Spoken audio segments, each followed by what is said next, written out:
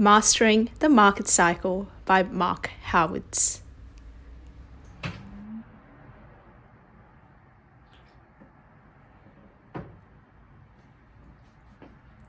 Hi everyone, welcome to Abundance, Wellness and Wealth.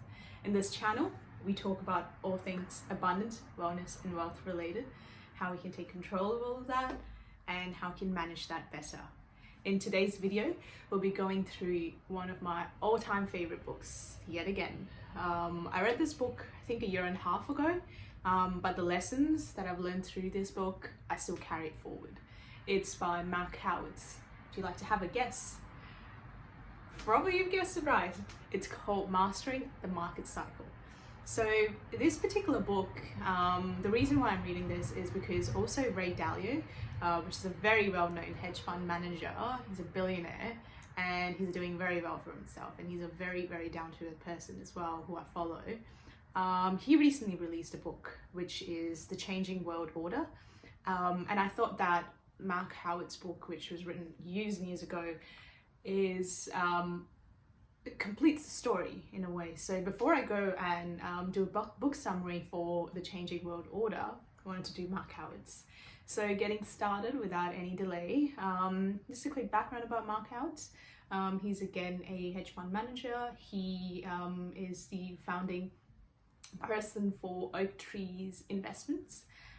So great guy. He puts out a lot of work and seminal work as well himself. So I highly recommend his website as well. So what does the book talk about? It's mostly about value investing and going through the fundamentals in investing. So doing that due diligence and doing your own research. And how does that help out in the long run? So basically what that does is when you do your fundamental research and analysis, you look around and you see, okay, how are people reacting, responding in this environment? What's the government doing? What are the key market players doing in this environment? Are they being more overcautious? Are they being a risk taker? And then based on your personal fundamental research that you've conducted on the market, understanding where in the cycle are we. So currently, as it's pretty apparent, with things that's happening in Russia, between Russia and Ukraine, the amount of money printing that happened, the amount of money printing that happened by governments. So there's definitely a growing turmoil in the marketplace. And if you go through Ray Dalio's book, which I don't want to give a lot of spoilers, it shows exactly where we are in the market cycle. So what is a market cycle? So what happens is when, so markets are not only driven by fundamentals and numbers, which you would say, most often it should be. Sometimes it gets divorced from reality because of the fear, or sometimes it could be the greed of people that play an active role in the market. The pendulum swings from greed to fear, from optimism to pessimism, risk tolerance to risk aversion. So what do investors do in this case? Well, they analyze the fundamentals of the market, which is like the finances, the accounts, the balance sheets, and then understand, okay, where is the cycle going forward to? Like, for example, giving a solid example is currently we're at the stage where we're going to soon see rate hikes because of increasing inflation. We're at a 40-year highest CPI rating ever. So what happens in those scenarios? Basically the pendulum starts to swing from one to the other. There are some asset classes that become more favorable, whereas others start to get out of favor. Bonds, for example. So so pretty much the book captures that. It also talks about how you can calibrate your portfolio. So based on recognizing which cycle of the market you're in and which phase you're in. Usually cycles last for 10 years. Some of them last for 20 years. There are smaller cycles, which is the business cycle for 10 years. There could be larger cycles for 20 years, 75 years, 50 years, 100 years. So when I go through the Changing World Order book, you'll start to know about different kinds of cycles. But today's video is more about understanding why cycles are important. So what happens when you start to become a bit more appreciative of, okay, there are cycles that exist, not only in the economy, but also in nature. So there's obviously the reality, and then there is what is actually happening. And that's where you can start to understand, okay, how do I position myself better in this climate?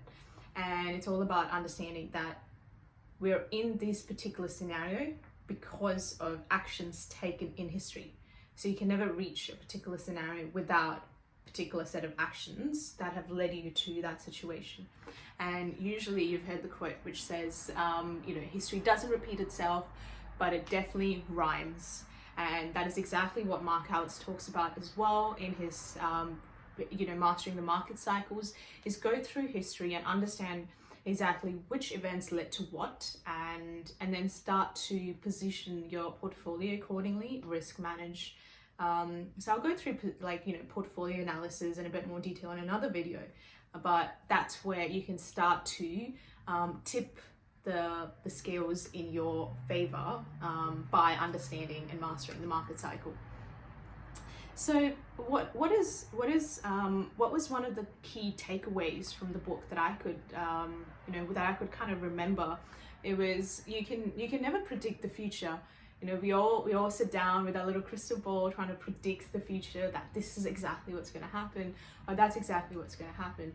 Like, if I look back in my entire life, and here I'm in Melbourne now, and before I was staying in Adelaide, it's like you can never know exactly where the future will lead, but I did have a sense of where I wanted to go, and prepared accordingly. And that's exactly what the book reaffirmed as well, which is you start to appreciate where in the cycle you are, in the economy, in the world, in your own personal life as well, because cycles exist everywhere. And then you start to position yourself so that you are ready for the next stage, for the next phase in life, and accordingly living by that, as opposed to predicting exactly when you are going to invest in Tesla, for example, and knowing the exact entry point. It's just really, really challenging to do that. But you can always prepare for, if you see an increase in a share value that's going to come up in the future, go, all right, maybe I'll put some money, and then dollar cost average over there, instead of blindly dollar cost averaging across the entire S&P and ETFs, where you start to average out your gains and losses as opposed to tipping things in your favor.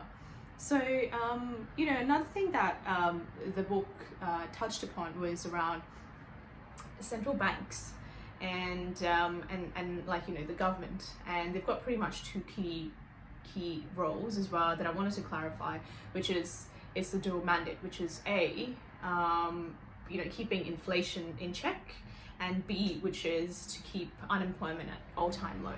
So when inflation starts to rise, unemployment starts to rise as well, and vice versa.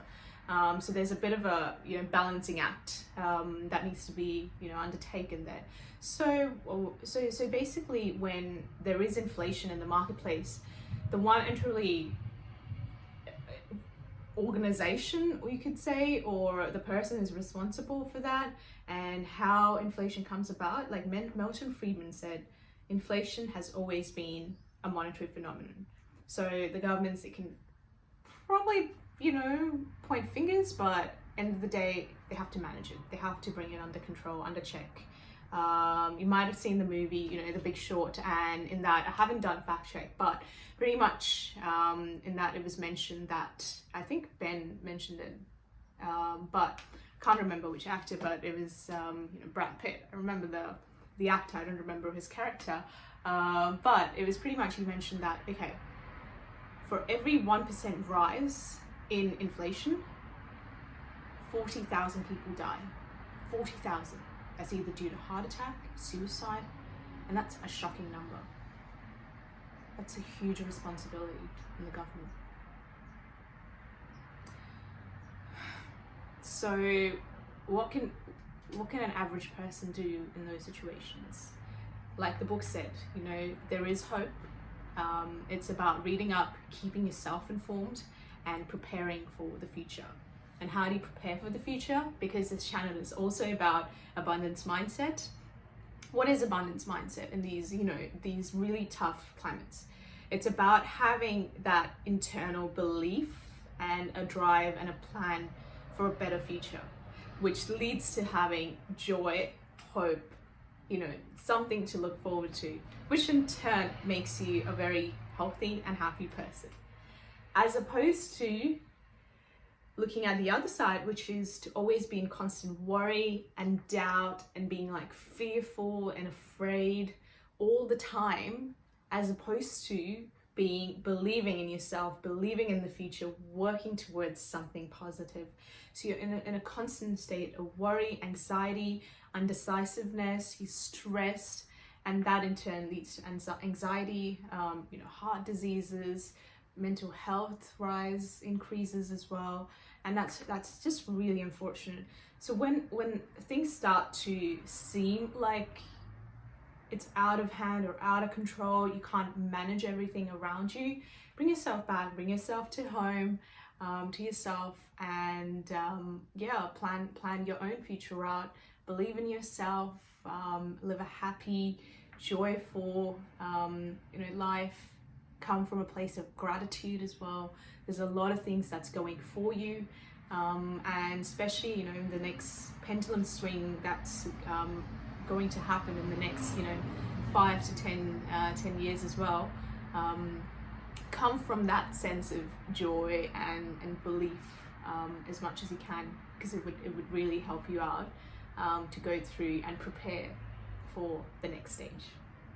With that, thank you again. My soul reaches out to yours, and namaste, and I'll see you guys next time. Right then, see ya.